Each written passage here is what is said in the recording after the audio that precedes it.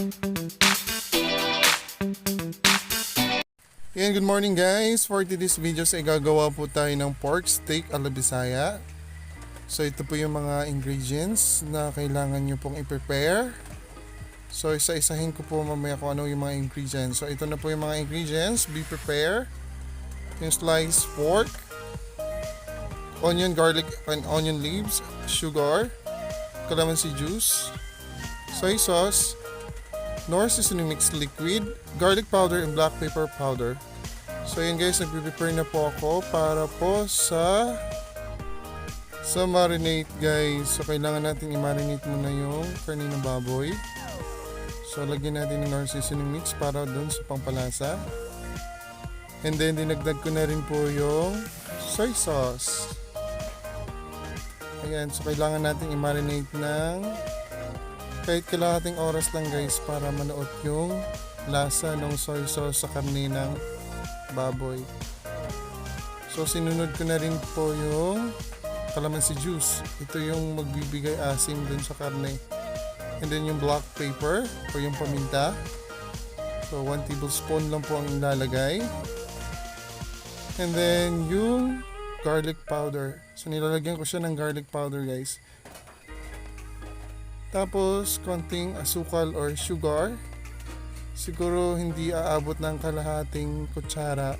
Konti lang para medyo manamis-namis lang yung lasa ng pork steak natin. And then hahalukayin natin.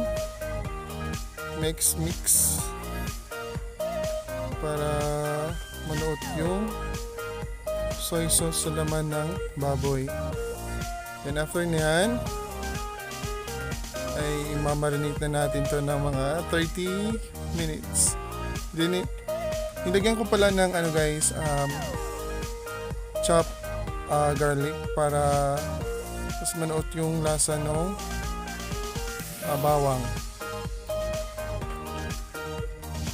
Then i-mix nyo lang po siya kung kailan durugin para maganda yung lasa, yung amoy ng garlic dun sa kaninang baboy.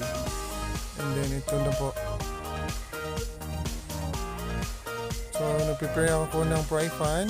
Then nilagyan ko na siya ng mantika para gisahin yung onion, garlic.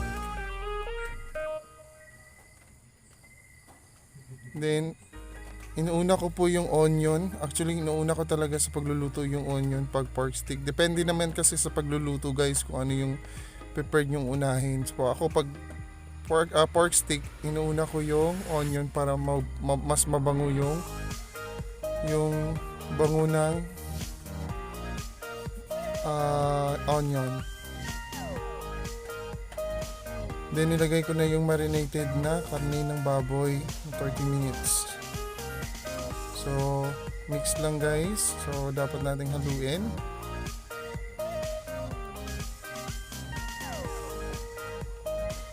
Medyo hinaan nyo lang po yung apoy kasi medyo konti lang yung mantika. Baka masunog.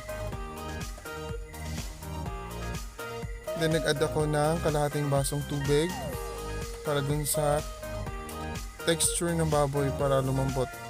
Malambot yung texture ng baboy, kaning baboy pala. And then mix ulit.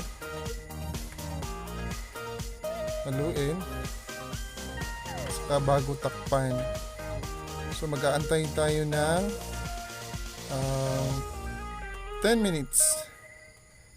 Ayan, so tignan natin guys, tignan natin kung natutuyo na ba yung tubig. So huwag natin pabayaan kasi konting tubig lang talaga to. Then tinignan ko na, ayan, so pag ganito na yung itsura na lumabas na yung mantika, so papatayin natin yung gasul kasi dun ko yung isusunod yung rolled slice na onion at saka yung onion leaves. So actually pag ako wala talagang guys, white onion yung ginamit ko kasi masyadong mahal ang white onion dito sa Kidapawan. So ang ginamit ko lang ay yung onion leaves para depende sa inyo kung ano yung gusto yung prepared nyo. So ito na siya guys, finished product. So, ang sarap. Try nyo pong lutuin para matikman nyo po siya. So, hindi ko na siya nilagyan ng Ajinomoto or magic sarap kasi yung Knorr seasoning mix ay sapat na dun sa lasa ng karne. Okay guys, thank you for watching.